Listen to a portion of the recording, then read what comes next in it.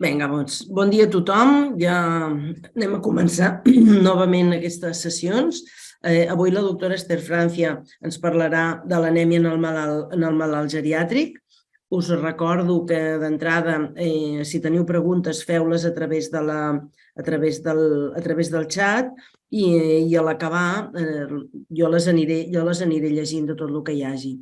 Que això està gravat i que intentarem que sigui el més amè possible. Qualsevol cosa anem parlant, d'acord? Li dono pas a la doctora Esther Francia per parlar-nos d'aquesta anèmia en el malalt geriàtric.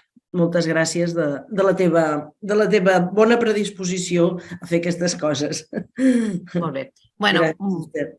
Moltes gràcies, Dolors, perquè m'has ofert la possibilitat de fer aquesta xerrada, que per mi ha estat molt interessant perquè és un tema molt freqüent, un problema molt freqüent a la pràctica assistencial i m'ha servit també per revisar una mica la literatura.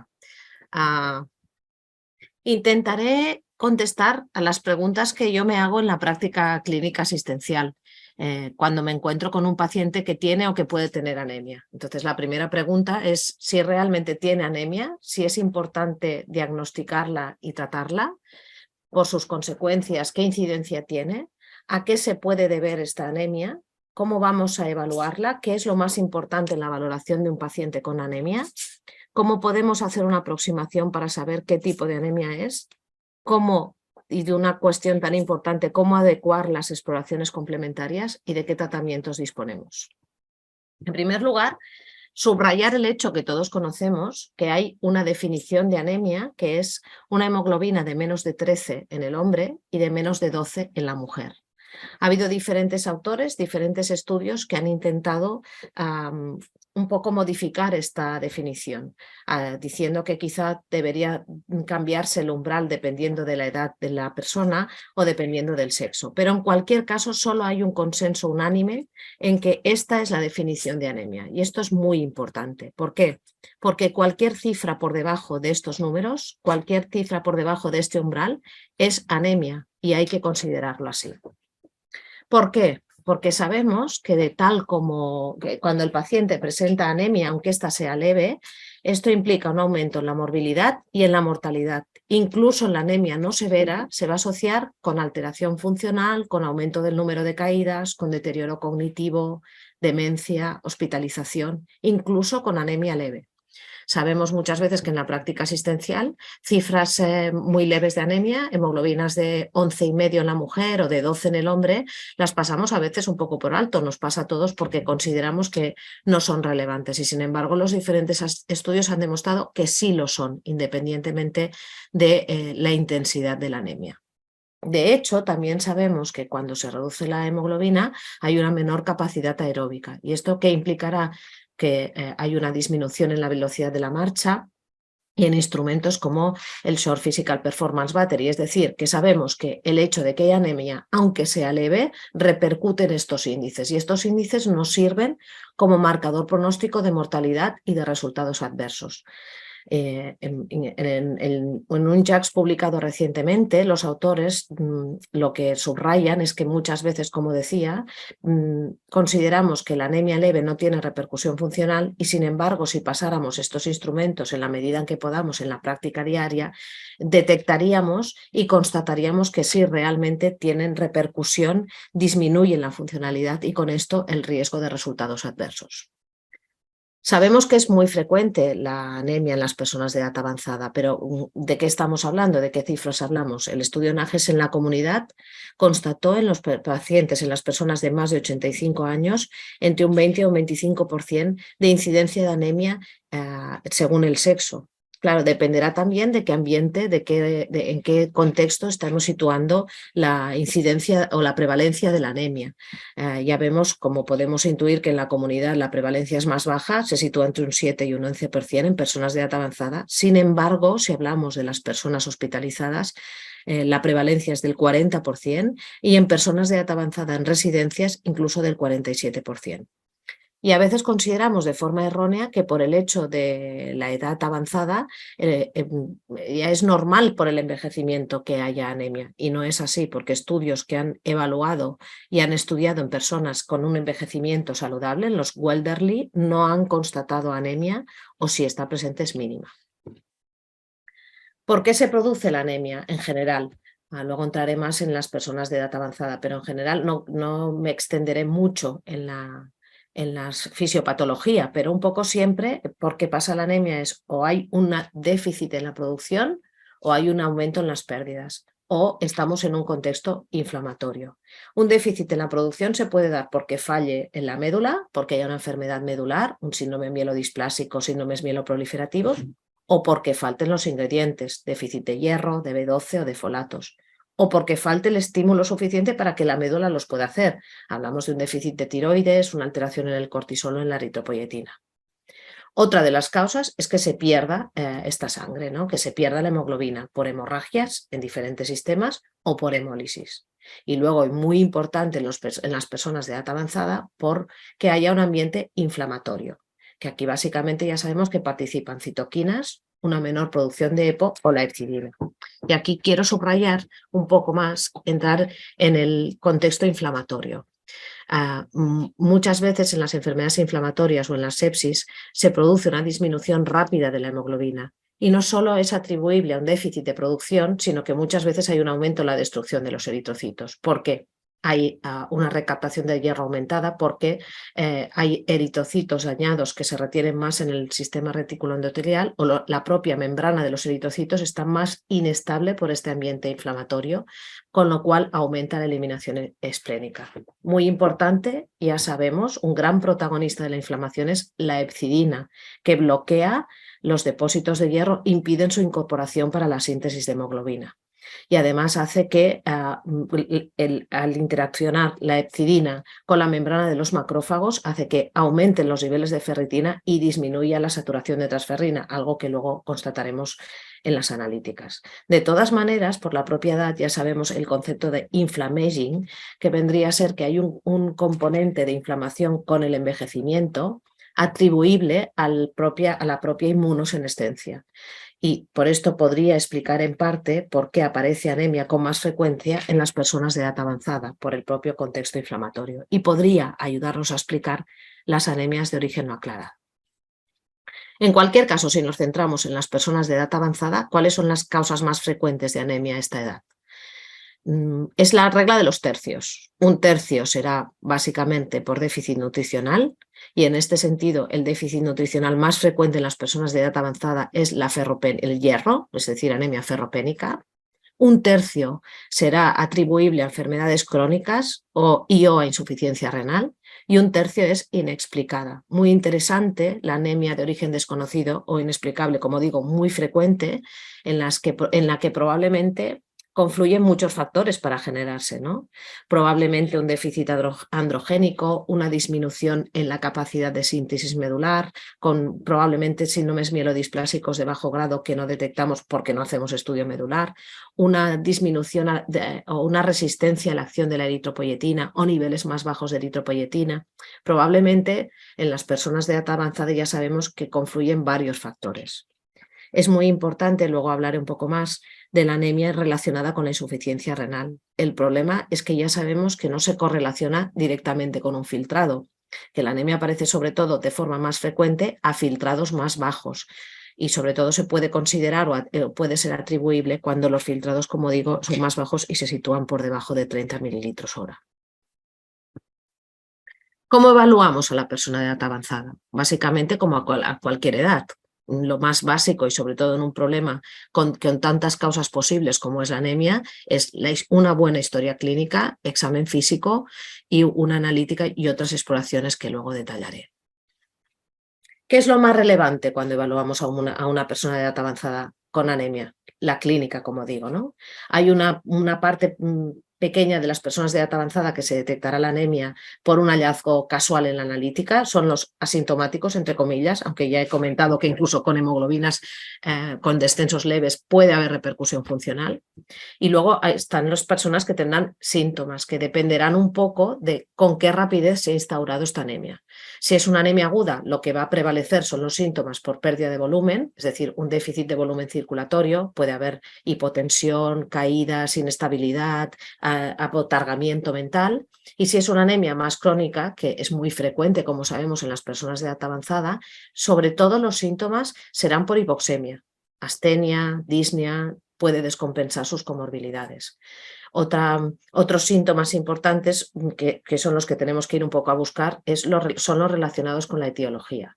Y sobre todo buscar los síntomas de alarma, pérdidas hemáticas, síndrome tóxico, pérdida de peso severa, cambio del ritmo deposicional, síntomas que nos orienten a enfermedades inflamatorias, si hay dolor o claudicación de cinturas, mandibular, insuficiencia renal, malnutrición.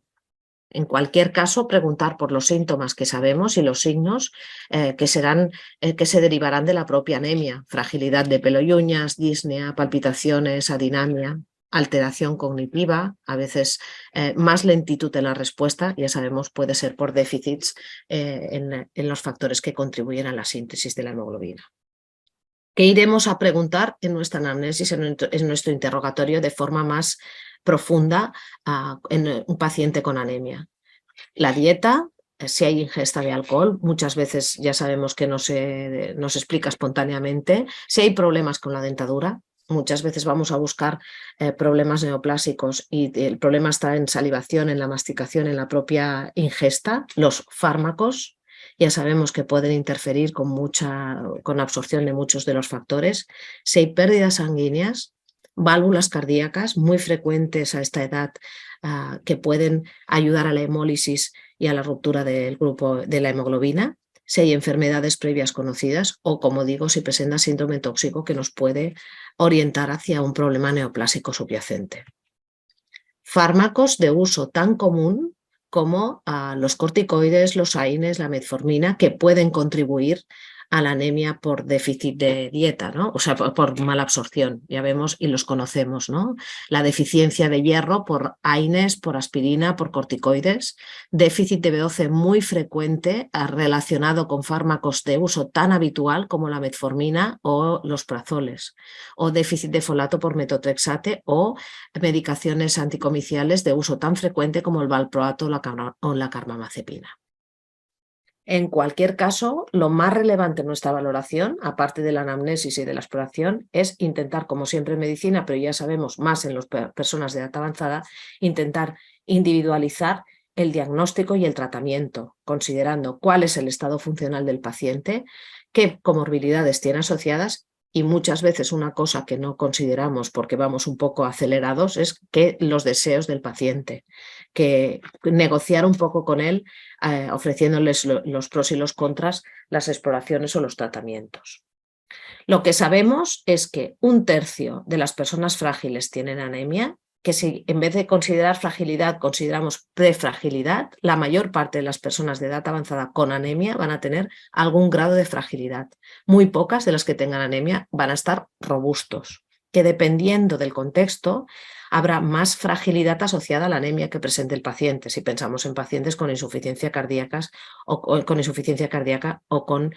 que valoramos en urgencias.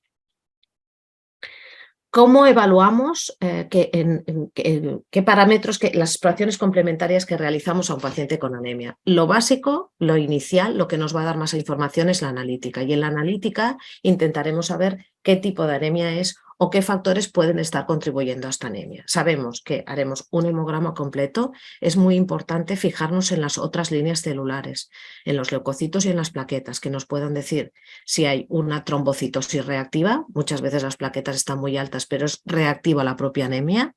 Si hay afectación de las otras líneas celulares, porque haya un síndrome proliferativo, una leucemia aguda, una leucocitosis por un síndrome mieloproliferativo, o al contrario, que haya un descenso de las otras líneas celulares que nos haga sospechar que estemos dentro de un síndrome mielodisplásico, no de una anemia aislada. Valoramos también, lógicamente, la función renal, por si hay un componente de insuficiencia renal asociado, la función hepática, los parámetros de hemólisis, LDH, bilirrubina, aptoglobina, los parámetros inflamatorios, proteína C y VSG. Es recomendable también realizar un proteinograma para intentar descartar que no haya una banda monoclonal asociada, que no haya un mieloma múltiple subyacente, factores de maduración, la vitamina B12, los folatos y la hormona tiroidea, porque ya hemos visto que es un potente estimulador de la producción medular. Claro, hay muchos parámetros que salen en las analíticas, muchos parámetros que podríamos determinar, pero muchos de ellos tienen poca utilidad práctica. Los más destacables, los que nos pueden ayudar más en la práctica asistencial, son el volumen corpuscular medio, que luego hablaré un poco, que es la aproximación asistencial más práctica, el tamaño de los hematíes, que nos ayudará a situar un poco en la etiología de esta anemia, los reticulocitos, un parámetro esencial. Ya sabemos que cuando hay anemia, la médula ósea sana responderá aumentando las formas jóvenes para intentar compensar esta anemia. Es decir, en una anemia en la que la médula ósea esté sana, los reticulocitos estarán altos. Por el contrario, si los reticulocitos están normales o bajos, quiere decir que independientemente de que sea la causa o no, esta médula ósea no está sana, no está respondiendo como se esperaría. Es decir, nos ayudarán los reticulocitos a distinguir si la anemia es regenerativa o arregenerativa.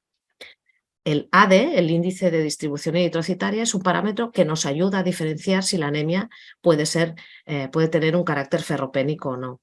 Este parámetro lo que mide es la homogeneidad en el tamaño de los hematíes.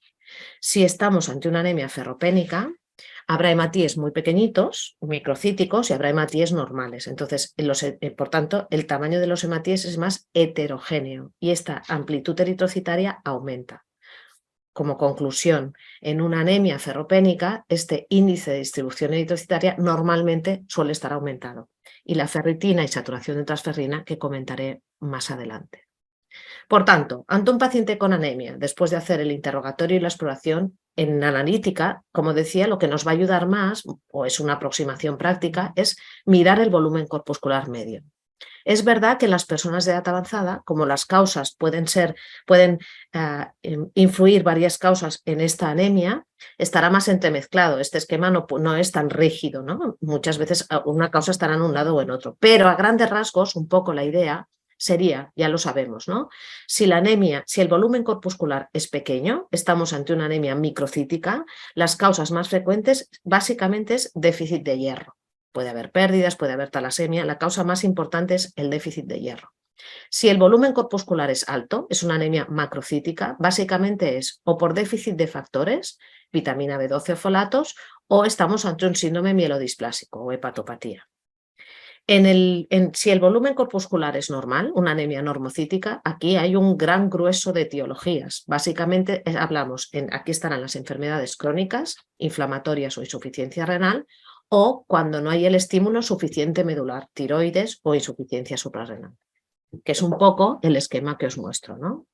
Como digo, en las personas de edad avanzada pueden caer a un lado o a otro, no es tan estricto, no es tan fácil, ¿no? Pero en general, microcitosis, déficit de hierro, macrocitosis, B12 folato, normocítica, anemias inflamatorias, afectación por tiroides, hemólisis. Muy importante considerar que las anemias macrocíticas, como decía, hay que determinar el déficit los niveles de B12 y folatos, considerando que a veces estos son normales y lo que nos ayudará a constatar si hay o no hay este déficit es el metilmalónico o la homocisteína. Es decir, en anemias macrocíticas que estos factores salgan normales, B12 y folatos, es importante determinar homocisteína y metilmalónico.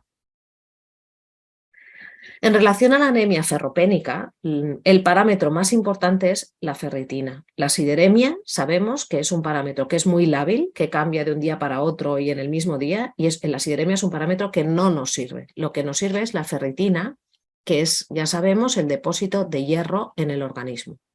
En general, ¿qué pasará en las anemias ferropénicas? La ferritina está baja, y en las anemias crónicas o por otras causas la ferritina es normal. El problema es que la ferritina también es una proteína de fase aguda, entonces en la inflamación puede aumentar. ¿Qué quiero decir? Que puede haber, como he dicho, en las personas de edad avanzada es muy frecuente que confluyan varias causas, puede haber una anemia mixta en la que haya un componente de ferropenia y un componente inflamatorio, con lo cual en estos pacientes la ferritina puede estar falsamente normal o incluso alta, siendo que realmente el depósito de hierro es bajo, aumenta por la inflamación. Lo que nos va a ayudar a distinguir si es solo anemia inflamatoria o se asocia a la ferropenia es el índice de saturación de transferrina, que la ferropénica estará bajo o el receptor soluble de transferrina. Subrayar que normalmente se establece en general para la población general ferropenia si la ferritina está por debajo de 20 nanogramos por mililitro. Hay autores que subrayan que por el hecho del inflammaging, del componente inflamatorio asociado a la edad, puede haber un componente, la ferritina puede estar falsamente elevada en las personas de edad avanzada habiendo ferropenia realmente. Entonces, hay autores que proponen aumentar el nivel, el umbral de la ferritina por debajo del cual consideramos que hay ferropenia. Es decir, en vez de decir que con ferritinas de menos de 20 hay ferropenia, considerar que las personas de edad avanzada que tengan ferritinas por debajo de 45 o incluso ascienden el umbral a 100, hay que considerar que puedan tener ferropenia. Y cuando estamos delante de una anemia ferropénica, nos tendríamos que plantear por qué tiene esta anemia ferropénica, a no ser que haya un claro déficit de ingesta de hierro. Entonces, hay que plantearnos si esta anemia ferropénica es por sangrado por fármacos, por enfermedades gastrointestinales o por cáncer. ¿Y en qué pacientes iremos a investigar este origen? ¿En qué pacientes decidiremos hacer exploraciones invasivas para intentar determinar este origen, ¿no? Básicamente, en exploraciones invasivas más agresivas en las personas de edad avanzada, como a cualquier edad, el lema un poco tendría que ser primum non nocere, primero no hacer daño. Antes de pedir estas exploraciones, antes de pedir una endoscopia para saber el origen, si hay un sangrado digestivo y cuál es el origen, hay que saber qué esperamos encontrar, qué haremos con el resultado de lo que encontremos, qué riesgos tiene aquel paciente concreto para la preparación, cuál es su estado físico, si hay alternativas potenciales o qué capacidad tiene para entender lo que le vamos a hacer. En cualquier caso, son exploraciones que tienen un alto riesgo si no están indicadas, que podemos detectar mucha patología, pero que no sea relevante y que realmente solo las deberíamos realizar si hay un beneficio claro. Y si hay beneficio claro, realizarlas. Sabemos que de las exploraciones invasivas en las personas de edad avanzada, la que se ha demostrado que tiene más riesgo por la edad es la colonoscopia. Es la única. El resto no han demostrado que haya más riesgo por la edad. Y los riesgos muchas veces, más que por la exploración, son, ya sabemos, por la preparación y por la sedación. Y que en cualquier caso lo que nos va a ayudar a predecir cuál es la persona que tiene riesgo, no nos sirven los instrumentos utilizados previamente de forma habitual, como la edad en sí o la comorbilidad. Deberíamos intentar estratificar, saber cómo está la persona, sobre todo intentando detectar la fragilidad. Hay revisiones que nos orientan en este sentido y lo que destacan es si una persona tiene anemia ferropénica, lo que hay que mirar es si es frágil o no es frágil, como veis en este esquema. Si la persona no es frágil, intentar investigar la causa y tratar la ferropenia, y si la persona es frágil, dependiendo el nivel de hemoglobina, administrar hierro oral o endovenoso. Claro, el problema está en cómo definimos la fragilidad, que en esto estamos de acuerdo, el concepto está muy claro, pero ¿cómo la vamos a poder detectar? Hay estudios, por ejemplo, este concretamente define fragilidad en los pacientes de edad avanzada que tengan insuficiencia cardíaca o insuficiencia renal. En cualquier caso, nuestra aproximación a la fragilidad, como digo, puede ser de formas muy diferentes. Hay un documento reciente coordinado con las sociedades catalanas de geriatría, digestivo y familia, que es un documento como de consenso, intentando indicar y valorar el riesgo de estas exploraciones invasivas en las personas de edad avanzada. Y un poco la idea es intentar un diagnóstico situacional de la persona, es decir, intentar ver en qué momento de su trayectoria vital está para intentar valorar qué grado de fragilidad tiene y qué vulnerabilidad tiene para que nos ayude a decidir un poco a qué exploraciones se puede beneficiar ese paciente. Y en este documento se subraya la aproximación, como digo, puede ser a la fragilidad y a la situación entre aquel paciente, se puede realizar, ya sabemos, de diferentes maneras. Una de las propuestas es una aproximación más clínica, con la Clinical Freight Scale, intentando situar en qué punto está el paciente, y en pacientes muy frágiles, con un pronóstico vital más reducido, pero sobre todo en pacientes muy frágiles, quizá desestimar estas exploraciones, ir directamente al tratamiento. O una aproximación más matemática con un índice de fragilidad, aquí por ejemplo en este documento el propuesto es el BIP, que nos ayuda a determinar, como digo, en qué punto está el paciente para poder hacer un ajuste diagnóstico y terapéutico. Entonces, a fragilidades más altas, intentar más el control sintomático y el tratamiento sin ir a buscar tanto el diagnóstico.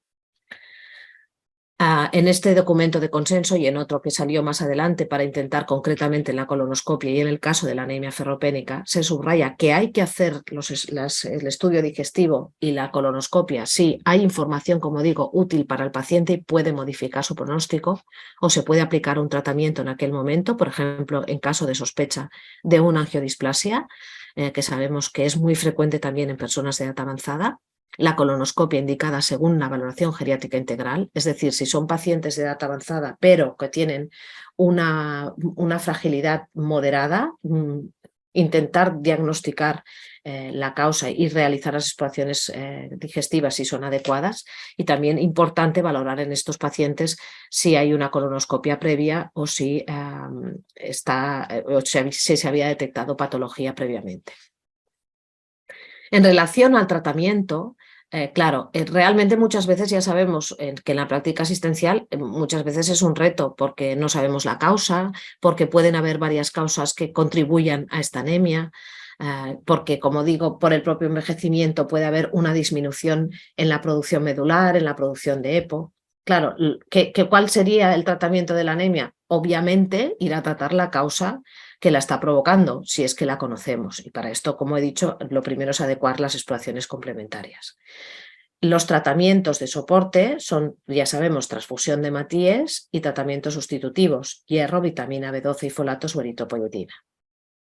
¿Cuándo está indicada hacer una transfusión de Matíes? Con los años cada vez se ha ido restringiendo más las transfusiones de Matíes. Es decir, se aplican o se administran con valores de hemoglobina, se toleran cada vez valores de hemoglobina más bajos antes de transfundir por los riesgos que comporta la transfusión, y cada vez se administra menos volumen. Un poco el esquema sería hemoglobinas de menos de 7. En general siempre está indicada la transfusión, excepto raras excepciones. Hemoglobinas de más de 10, a no ser que haya habido un descenso muy rápido y que sospechemos un sangrado activo con inestabilidad, no está indicada la transfusión. Y hemoglobina entre 7 y 10 depende si el paciente tiene síntomas de isquemia miocárdica. Si presenta un síndrome coronario agudo está indicado la transfusión, incluso con niveles por encima de 8, entre 8 y 10. No está indicada la transfusión si no tiene un síndrome coronario y el paciente aún así tiene inestabilidad hemodinámica o muchos síntomas, está indicada la transfusión con valores entre 7 y 10 de hemoglobina. Si no tiene inestabilidad hemodinámica ni síndrome coronario, se transfundiría en según qué casos, sangrado digestivo, si tiene enfermedad miocárdica previa o va a ser candidato a una cirugía, con niveles de hemoglobina de 8, si no, por debajo de 7. O sea, un poco la idea es, si no hay muchos síntomas, no hay mucha clínica, transfundir solo si la hemoglobina está por debajo de 7. En relación al tratamiento de la anemia ferropénica, ya sabemos que se puede tratar con hierro oral o con hierro endovenoso. Hay diferentes formas de hierro oral, la ferrosa y la férrica. Aquí más o menos ya sabemos todas las marcas comerciales. Un poco los pros y contras es en los compuestos ferrosos hay mayor cantidad de hierro, se absorbe más hierro, pero se toleran peor. En los compuestos férricos hay menor cantidad de hierro y se absorbe menos, pero se tolera mejor. Y últimamente hay un hierro que puede ser una alternativa, que es el hierro sucrosomal, que parece que evita el bloqueo de la hepcidina y que se absorbe directamente a la circulación linfática. Lo recomendable para ver si ha habido una buena respuesta a la anemia, al tratamiento con hierro oral, es hacer una determinación analítica a las 4 semanas del tratamiento. Incluso hay autores que recomiendan a las 2 semanas de tomar hierro oral, mirar si ha aumentado la hemoglobina y, si no ha respondido, plantearse la administración de hierro endovenoso. Muchas veces tenemos tendencia, cuando visitamos a los pacientes con una anemia importante, enseguida a poner hierro endovenoso, pero claro, también tiene sus contraindicaciones o sus riesgos. Entonces, el hierro endovenoso está indicada cuando hay una anemia grave mal tolerada o cuando el hierro oral ha fracasado porque no se absorbe lo suficiente, porque no hay adherencia al tratamiento por los efectos gastrointestinales, o cuando hay una anemia inflamatoria intestinal, estaría indicado también el hierro endovenoso. Ya sabemos que hay diferentes formas de hierro endovenoso, el hierro carboximaltosa, el Ferinject y el hierro sacarosa, el Venofer quizás son los más utilizados. Ventajas, pues claro, es una administración única, se llena mucho antes los depósitos del hierro, la recuperación de la anemia es más rápida, pero ya sabemos que, claro, primero necesita acudir varias veces al hospital, o sea, evita acudir varias veces al hospital, pero requiere personal, una administración por una vía. Y además, bueno, hay que considerar que el hierro endovenoso puede provocar, al ser una manipulación endovenosa, hay más riesgo de infecciones, puede haber reacciones alérgicas y luego, importante, se ha descrito hipofosfatemia, que normalmente suele ser leve después de la administración de hierro endovenoso, sobre todo relacionado con la administración de carboximaltosa. Hay estudios publicados en los últimos años que subrayan la importancia que puede tener el Helicobacter pylori en la anemia ferropénica en las personas de edad avanzada. De tal manera que los últimos consensos recomiendan que en una persona de edad avanzada con anemia ferropénica, en las que el estudio digestivo no haya mostrado lesiones, pero que se constate que hay infección por Helicobacter pylori, lo que recomiendan es tratar a la anemia ferropénica con Helicobacter pylori, tratar el Helicobacter pylori, además de administrar el hierro oral. También lo mismo con el déficit de B12. No entraré aquí porque esto sería para otra charla, pero que un poco la manera de determinar el Helicobacter, ya sabéis que existen exploraciones no invasivas recomendadas, como el test del aliento o la determinación de antígenos de Helicobacter en heces. En relación a la suplementación con vitamina B12, ya sabéis que la B12 interviene en muchas cosas, además de la anemia y su déficit puede tener una implicación clínica muy importante. Hasta hace unos años la administración era básicamente por vía parenteral, pero luego a raíz de New England y de varios estudios se sabe que si se administra a dosis muy altas vía oral, su efectividad es la misma que dándola intramuscular mensual, con lo cual ha supuesto una ventaja importante en los pacientes descoagulados que antes estábamos muy limitados por solo poderla administrar parenteral. De todas maneras, dependiendo de la clínica y de la causa, puede optarse por la vía intramuscular, como cuando hay déficit de factor intrínseco o gastrectomía. El otro tratamiento sustitutivo estimulador de la producción de hemoglobina es la eritropoyetina. Las indicaciones de la eritropoyetina son las que detallo a continuación: insuficiencia renal crónica, síndromes mielodisplásicos con anemia severa, cuando a veces la única alternativa son las transfusiones crónicas, enfermedades crónicas o inflamatorias antes de la cirugía electiva o neoplasias tratadas con quimio radio. Sí aclarar que muchas veces o a veces tenemos la tendencia a considerar que la causa de la anemia es la insuficiencia renal crónica. Puede serlo, pero en todo caso es un poco un diagnóstico por descarte, es decir, hemos evaluado esta anemia, hemos descartado otras causas que puedan contribuir, el filtrado es bajo y consideramos que puede tener anemia por la insuficiencia renal, pero como digo, habiendo descartado otras causas. El objetivo es que el paciente mejore su sintomatología y mejore las cifras de la hemoglobina al administrar el tratamiento con eritropoyetina, pero ya hay estudios que han demostrado que el objetivo no es alcanzar cifras normales y altas de hemoglobina con estos agentes estimulantes, porque esto incrementa el riesgo de resultados adversos. Y otra cosa importante es considerar que cuando se inicia la eritropoyetina lo recomendable es monitorizar hemoglobina y estado férrico cada 3 meses. De hecho, se recomienda iniciar eritropoyetina cuando las cifras de hemoglobina, cuando hay síntomas y las cifras de hemoglobina se sitúan por debajo de 10 en la insuficiencia renal crónica, pero que el objetivo, como digo, como mucho es alcanzar cifras de 12. Por encima van a generar muchos efectos secundarios, incluso por cifras más elevadas hay un aumento en la mortalidad. Y luego otra cosa muy importante en la práctica es que cuando empezamos eritropoyetina, el paciente tiene que tener niveles de hierro adecuados, porque si no, no puede sintetizar hemoglobina. Entonces se recomienda que la ferritina esté por encima de 100 antes de empezar el tratamiento con eritropoyetina, es decir, suplementarlos con hierro si no tienen este nivel mínimo de ferritina. ¿Qué dosis de eritropoyetina? Pues la mínima eficaz, porque si no se va a asociar con efectos adversos como hipertensión arterial, descompensación de insuficiencia cardíaca. Y sobre todo es importante considerar cuando nos estamos planteando empezar eritropoyetina que hay contraindicaciones para administrarlas. Si hay una enfermedad neoplásica activa, puede aumentar el riesgo de progresión, por eso también es tan importante haber descartado que hay otras causas que contribuyan a esta anemia, no solo el riñón. Está contraindicado o no es recomendable si ha habido un ictus previo, porque puede aumentar el riesgo de recurrencias. Y no sería recomendable administrarla si hay un deterioro funcional severo, una demencia avanzada, pacientes muy encamados en los que el beneficio puede ser mínimo. Aunque hay que considerarlo en estos pacientes si el hecho de dar eritropoyetina va a disminuir la hospitalización por transfusiones o nos va a ayudar a optimizar el tratamiento de la insuficiencia cardíaca. Y por último, comentaros tratamientos que van apareciendo para intentar tratar la anemia en personas de edad avanzada por otras vías, ¿no? Ya veis, pues tratamientos para intentar tratar el déficit androgénico, antagonistas de la hepcidina y, bueno, subrayar que he encontrado artículos de los últimos años que destacan el papel del roxadustat, que es un inhibidor de un factor asociado a la hipoxia. Parece que este tratamiento por vía oral asociado con hierro oral en pacientes con insuficiencia renal crónica puede hacer que estos pacientes aumente la producción de EPO y sobre todo que sean más sensibles a la acción de esta eritropoyetina, aunque concluyen que, claro, hacen falta más estudios, pero bueno, puede ser un tratamiento alternativo y prometedor para estos pacientes con insuficiencia renal crónica avanzada.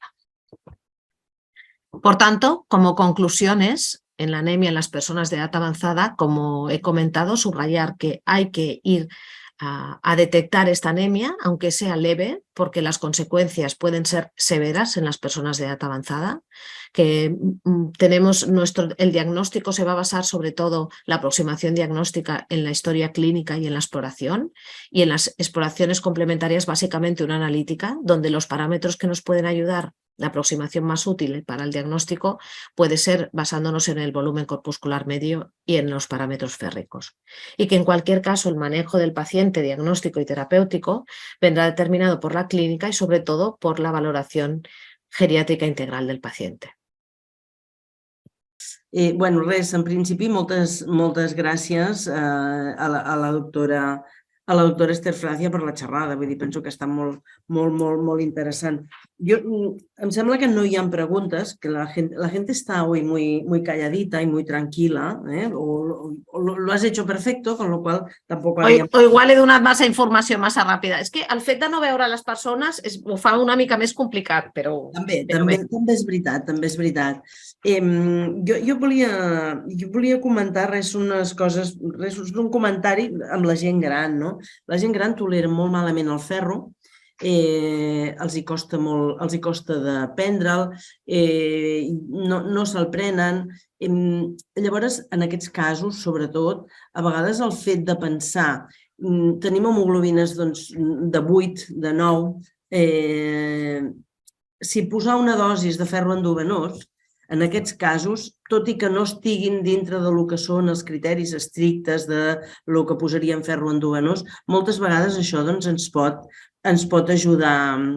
Crec que ens pot ajudar, no sé tu què en pensaves. Tenim una mà aixecada, en un moment li dono pas, en tot cas contesta'm. Jo estic totalment d'acord, vull dir, jo he fet la xerrada, això ja m'ho havia revisat fa temps, hi ha unes indicacions que hem de conèixer, però després hi ha una realitat. La major part de les persones, primer, amb totes les medicacions que prenen, ja sabem que es prenen un terç del que surt a la recepta i una de les que no es prenen habitualment mai és el ferro. És veritat que les formes les formes fèrriques es toleren millor, però moltes vegades no el prenen. Llavors jo moltes vegades administrem ferro endovenós, com tu dius, perquè sabem que evitaran els reingressos, evitaran les complicacions. Llavors, la despesa que és el ferro endovenós la compensen sobradament per la disminució, a part de la qualitat de vida, si parlem a nivell econòmic, la compensen perquè disminueixen totes les complicacions. Jo, vamos, l'administro de forma molt freqüent i sobretot segons el context. Si veus que a vegades tenen una certa complicació en prendre la medicació, viuen amb una persona d'edat avançada de la seva edat, que igual el compliment ni que ho tolerin bé és difícil, vamos, ho tinc claríssim com tu, és l'administració endovenosa i ja està. Bueno, la doctora Daniela Piñango havia aixecat la mà, en tot cas podríem obrir micros i pantalles i així de passada doncs ja és l'última hora final. Daniela. Hola, buenos días. Mira, una cosa, lo que pasa es que, bueno, muy buena la sesión y yo trabajo, estoy en el Hadai, entonces hacemos como la hospitalización en la residencia y muchas veces, bueno, y últimamente hemos tenido varios casos de pacientes que tienen anemia, que ya no es de 10 o de 11, sino que igual están en 6 o en 7, y que les hacemos, por ejemplo, un tacto rectal, le ponemos con agua oxigenada o le hacemos sangre oculta en heces y sale positivo. Es verdad que hay pacientes que lo tienes muy claro porque están encamados con una demencia muy avanzada y no les vas a hacer una prueba complementaria, pero justamente hace poco tuvimos una que de hecho es una señora que cognitivamente tenía una demencia que no era, bueno, que era incipiente o leve, con un VIX que sí era de 0,53, pero que la señora hacía vida dentro de la residencia. Entonces aquí me entraba la duda de, claro, yo en mi cabeza cuando veía a la paciente y cuando trataba con ella, me quedaba claro como que una colonoscopia igual sí le puede venir bien para ver si hay, o ver una endoscopia, angiodisplasia, o ver si se le puede aportar algo de calidad de vida, porque, pero bueno, en verdad la señora tenía 94 años de edad.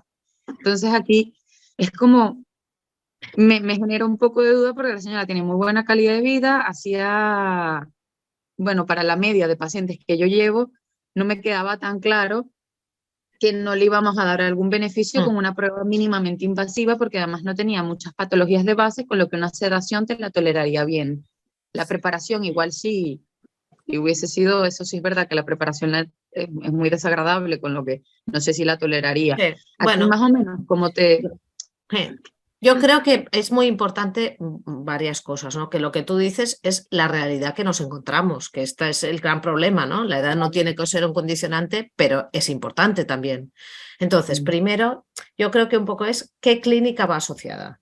Si la persona no tiene pérdida de peso, no tiene una anorexia franca que nos haga pensar o sospechar que haya una neoplasia subyacente, de entrada, hay que pensar que la causa más frecuente de anemia ferropénica en una persona de edad avanzada no son las lesiones tumorales. Suele ser angiodisplasia, divertículos, hernia de hiato.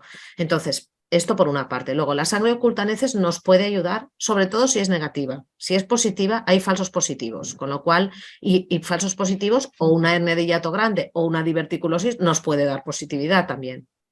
Contestando concretamente, si la persona no tiene, no nos hace sospechar que haya una neoplasia, lo que yo creo que está más indicado en esta señora sería dar hierro oral, dar doble omeprazol a dosis dobles por si hay una lesión gástrica, una hernia o unas lesiones agudas de la mucosa gástrica y esperar a la evolución. Si con esto mejora, ya está, no nos importa exactamente la causa. Si no mejora, puedes volver a replantearte, o pues esto, que haya mala absorción y dar hierro endovenoso, o volver a plantearte el estudio digestivo. En cualquier caso, como digo, la edad no es determinante, pero 94 años la preparación y la sedación puede tener un efecto devastador para esta persona. Entonces, a lo mejor otra cosa que se puede hacer es un TAC abdominal, que puede informarte que no haya una lesión muy grande, porque tú lo que quieres descartar es que no hubiera una neoplasia, que no haya una lesión muy grande, que lo verás con el TAC y con esto quédate tranquila. Cuidado con el TAC colonoscopia, que es una alternativa, pero también hay que hacer preparación, con lo cual el riesgo también se incrementa, entonces no es que esté exento de riesgo. Entonces yo haría prueba con tratamiento de hierro oral, un TAC abdominal si hay sospecha o hay algún síntoma que te pueda hacer sospechar neoplasia y de momento nada más. Otra cosa es que fuera una señora con una demencia leve, que tiene anemia y que tú sospechas que está sangrando activamente y que está perdiendo o que constatas que tiene una hemorragia digestiva baja, por ejemplo, yo creo que puedes plantearte hacer una colonoscopia por si hay angiodisplasia, pero porque hay un riesgo vital en aquel momento y hay una hemorragia muy aguda. Pero si no, yo creo que es mejor una actitud más de ensayo-error, ¿sabes? Más que una exploración invasiva.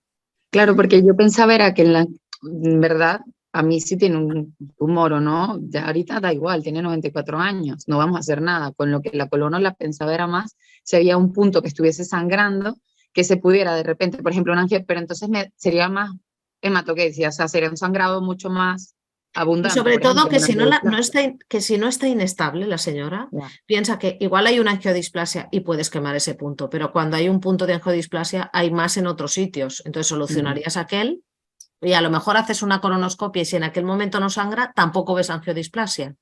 Con lo cual, si ella está estable y no hay sospecha de otra cosa, yo creo que como mucho un TAC abdominal, pero yo primero intentaría hierro oral y ver la respuesta. Perfecto. El, Y el problema, tengo otras dos el problema- preguntas. Perdón. No, perdona, no, nada, Ah, estábamos las tres hablando. Yo pienso que lo más importante es lo mal tolerada que es la preparación de ah, estos pacientes. O sea, pacientes a partir de una determinada edad, es imposible que se te traguen toda la preparación que les toca para limpiar el colon. La mayoría de las veces, nosotros també ens ha passat i alguna vegada pues, n'hem fet algun pacient que la tenia programada per algun altre motiu i que dius, bueno, va, pues que vaya la haga, vamos a probar la preparación, ves que no se te han tomado ni la mitad y te devuelven al paciente y te dicen, es que no lo he podido ver. Entonces, jo és que a mi em costa molt pensar en indicar una colonoscòpia a menys que pensis en un gran benefici pel pacient i en què farem alguna cosa després amb aquest pacient. Però si no, o sea, y la preparación del TAC, o sea, no es exactamente lo mismo, pero también se te tienen que tragar un montón de líquido para poder hacerlo.